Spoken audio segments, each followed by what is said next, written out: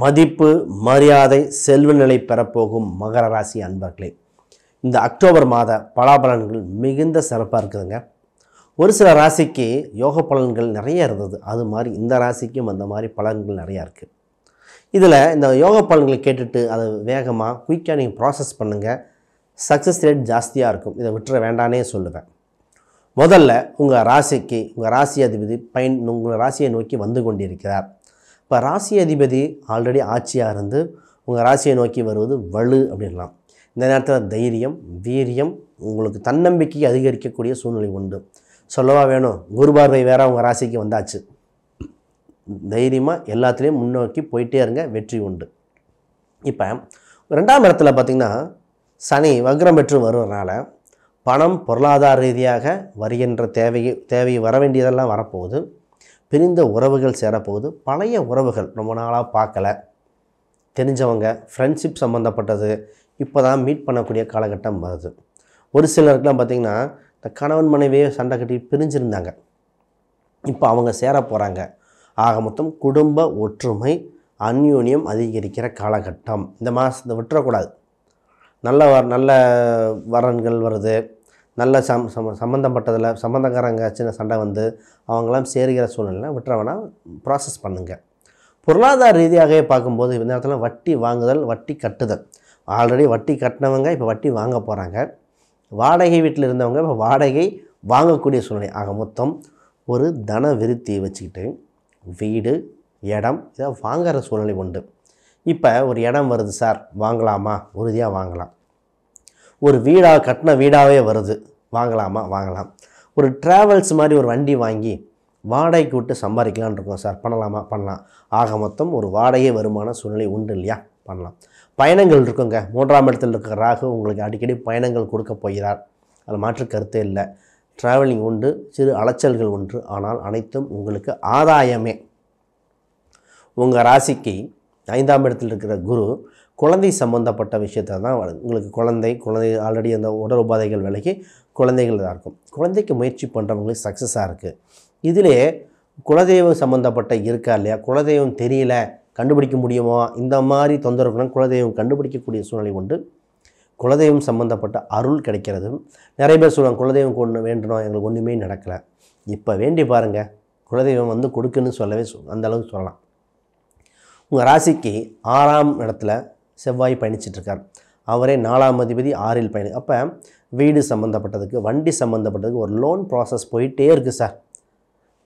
Loan கிடைக்க மாட்டேதுங்க கேட்ட பல பேர். இப்போ உங்களுக்கு லோன் கிடைக்கக்கூடிய காலகட்டம். நீங்கள் முயற்சி பண்ண டக்குன்னு லோன் சேங்ஷன் ஆகி அப்ரூவல் வந்துடும்.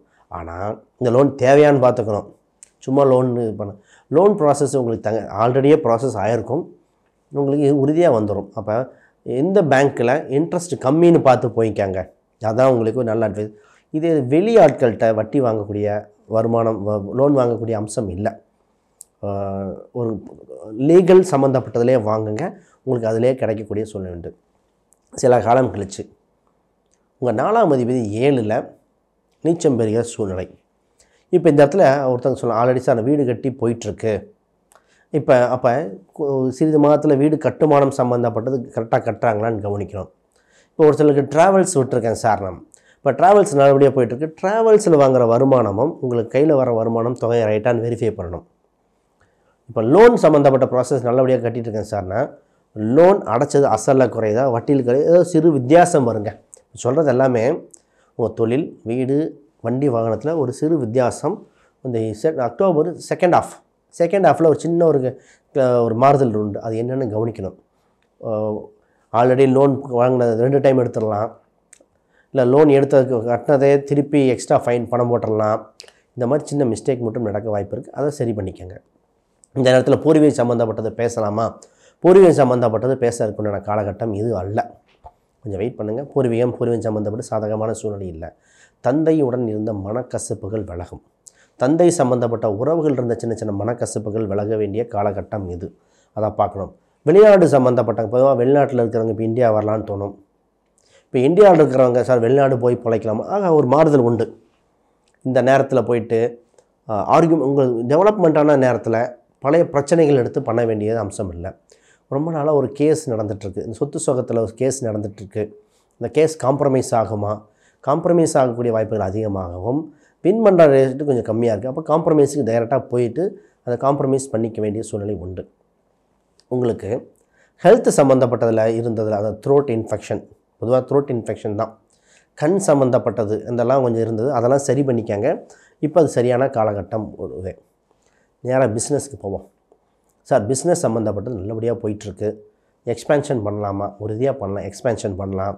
புது தொழிலை ஆரம்பிக்கக்கூடிய காலகட்டம் உண்டு. ஐப்பசி மாதத்தில் தொழில் வளர்ச்சி விருத்தி உண்டு. வீட்டில் வச்சே ஒன்று சில பண்ணக்கூடிய அம்சம் உண்டு. தொழிலை வீட்டில் வச்சே வளர்ச்சி அடையக்கூடிய, வீட்டில் வச்சே ஆரம்பிங்க, அப்படியே படிப்படியாக டெவலப் ஆயிரும். அதுக்கப்புறம் ஆஃபீஸில் வேறு இடம் மாற்றுறது இந்த மாதிரி பண்ணிக்கலாம். துணி வகைகள் சம்மந்தப்பட்டது, வண்டி திரவம் சம்மந்தப்பட்டது, அதுக்கப்புறம் பெண்கள் சம்மந்தப்பட்ட ப்ராடக்ட், அதாவது ட்ரெஸ்ஸு இந்த மாதிரி வச்சுக்கோங்க, பர்ஃப்யூம் இந்த மாதிரி இருக்கலாம், துணி வகைகள் இதெல்லாமே சக்ஸஸாக நடக்கும். இப்போ இந்த இடத்துல பொலிட்டிக்கல் சம்மந்தப்பட்டவங்களுக்கு ரொம்ப யோகம். பொலிட்டிக்கலில் இருக்கும் சார், எலெக்ஷன் வேறு வரப்போகுது, டிசம்பர் மாதம் அந்த உள்ளாட்சி தேர்தல் இந்த மாதிரி வரப்போகுது, என்ன பண்ணலாம், நாங்கள் நிற்கலான்றோம், கேட்கலாமா? இப்போ கேட்கலாம். நீங்கள் போய் ப்ராசஸ் பண்ணும்போது ரிசல்ட்டு வரப்போகிற இந்த தேர்தல் சம்மந்தப்பட்டதில் உங்களுக்கு ஆதாயம் இருக்குது, உங்களுக்கு சீட்டு கிடைக்கும்னு சொல்லலாம். நீங்கள் ப்ராசஸ் பண்ணுங்கள், சீட்டு உண்டு. உங்களுக்கு குரு பார்வையும் இருக்கிறனால எலெக்ஷனுக்கு சீட்டு உண்டு.